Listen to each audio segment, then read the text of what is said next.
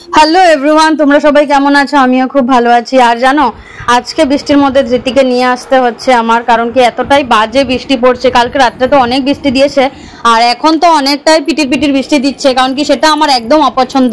আর তোমাদেরকে দেখাচ্ছি আমাদের রাস্তাটা।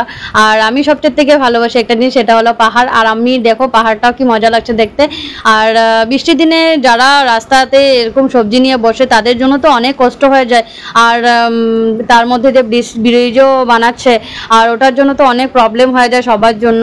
আর তারপর ধৃতিকে নিয়ে আসার জন্য আমিও জলদি জলদি ধৃতিকে নিয়ে আসে, কারণ বৃষ্টিটা তো টিপি মানে সকাল থেকে তো পড়েই যাচ্ছে। এতটাই খারাপ লাগে আমার এরকম বৃষ্টিটা। তো আর তোমাদের কি বৃষ্টি এরকম ভালো লাগে? কিন্তু আমার অনেকটাই খারাপ লাগে, আমার ভালো লাগে না। আর ধৃতিকে নিয়ে আসলো, আর পাহাড়টা দেখো কি মজা লাগছে দেখতে, আমার এতটাই ভালো লাগে।